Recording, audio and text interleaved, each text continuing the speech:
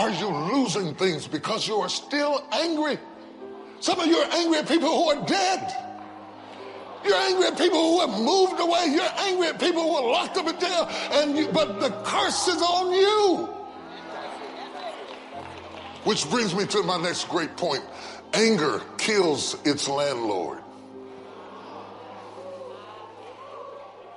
Anger kills its landlord. Numbers 20:9 through 12. And Moses took the rod from before the Lord, and he commanded him. And Moses and Aaron gathered the congregation together before the rock, and he said unto them, Hear now, ye rebels, must we fetch you water out of this rock? And Moses lifted up his hands, and with his rod he smote the rock twice. And the waters came out abundantly, and the congregation drank, and their beasts also. And the Lord spake unto Moses and Aaron, Because ye believed me not to sanctify me in the eyes of the children of Israel, therefore ye shall not bring this congregation into the land which I swear I had given you. And Moses died in the wilderness because he was angry. Anger kills its landlord. Was Moses God's man? Absolutely. Was Moses anointed? Absolutely. Was Moses gifted? Absolutely. Was Moses chosen? Absolutely. But all of his life, Moses had an anger problem. All of his life. Maybe it's because of his unsettled childhood. Maybe it's because of something that happened in the palace. I don't know. I don't know all of his details. But I do know that Moses got into stuff that he didn't need to get into, and it always messed him up. He jumped in a fight between the Hebrews and the Egyptians and ended up murdering a man and had to flee the palace. And it delayed him 40 years from his assignment because he was a hothead. He was right about the conflict between them, but angry people, when anger controls, you could be right about the point, but wrong about the method. And anytime you're right, wrong, it delays you. Anger is one letter away from danger. All you got to do is add a D onto the front of it, which we could say represents the devil, and anger becomes danger.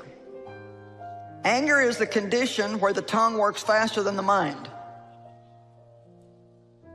Benjamin Franklin said, whatever's begun in anger ends in shame.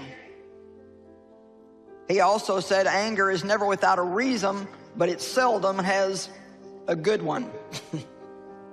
A lady once came to Billy Sunday and tried to rationalize her angry outbursts. There's nothing wrong with losing my temper, she said. I blow up and then it's just all over. He said, so does a shotgun, and look at the damage it leaves behind. Which I thought was pretty good. When Abraham Lincoln had to write a letter to someone who had irritated him, he would often write 2 letters. The first letter was deliberately insulting. Then, having gotten those feelings out of his system, he would tear it up and write a second letter, one that was tactful and discreet and godly. And I thought about that, and I thought, you know what, if you read the Psalms, you'll see that David, he vented his feelings. He was very honest with God about how he felt. If he was angry, if he was hurting, if he was confused, if he felt like God had left him, if he didn't understand what was going on. He didn't hold back his feelings. He expressed those feelings, but to the right person. And I think that many people, if they would really talk things out with God, they would get rid of them.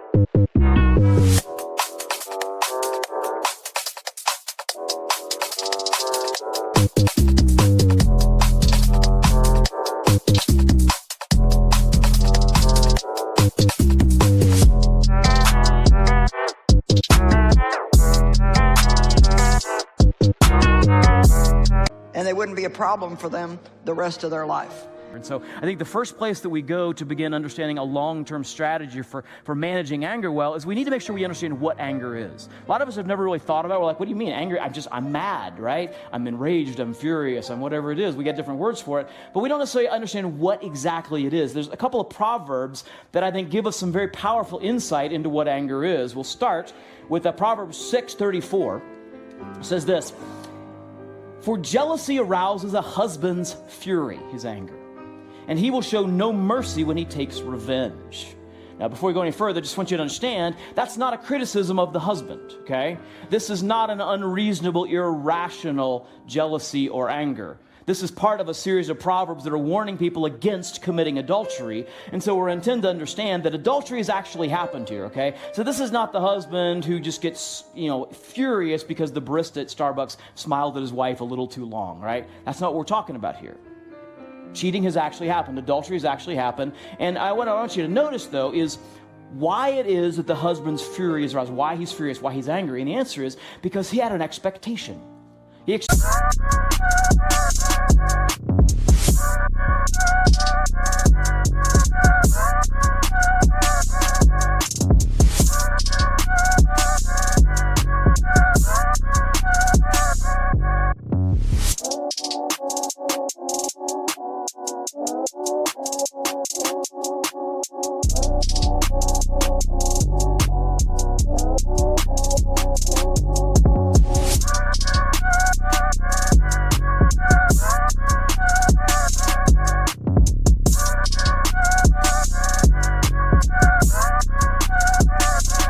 That his wife would be faithful to him. He expected that other men would leave his wife alone. That was his expectation, but it's not what he experienced, and so he got angry.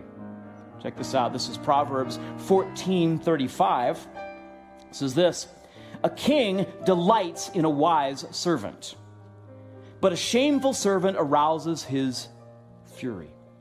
And again, understand, this is not a criticism of the king. It's not saying that his anger is irrational or unreasonable. But what we want to pay attention to is what made him angry, what made him furious. And the answer is he had an expectation that his servants would act wisely, that they would use the resources carefully that had been entrusted to them. They would use those resources to accomplish the purpose for which they'd been entrusted. But that's not what he experienced. His servant used them in a foolish way. And you seeing a pattern here?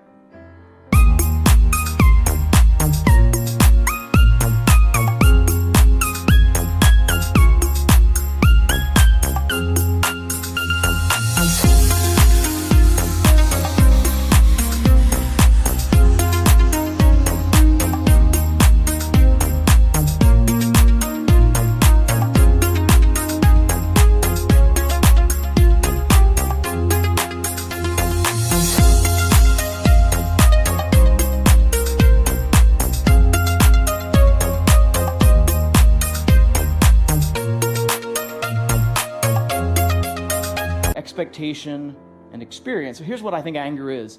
Anger is the frustration about the gap between the expectation and the experience. Does that make sense? Anger is frustration about this gap between I expected this, but I actually experienced this. There's a gap between that. Anger is the frustration about that gap. It's okay not to get everything you want. It's okay not to get everything you deserve. In fact, it is better not to get everything you want and everything you deserve if that's what it takes to keep anger from being the boss of you. You see, one of the reasons following Jesus will make your life better, and one of the reasons that following Jesus makes us better at life, is that Jesus will always nudge us away from self-centeredness and arrogance to other-centeredness and humility. Jesus will always nudge you away from self-centeredness and arrogance toward other-centeredness and humility. And listen, when you move toward other-centeredness and humility, your life gets bigger and your life gets better. And you will be free to live a life where anger is not the boss.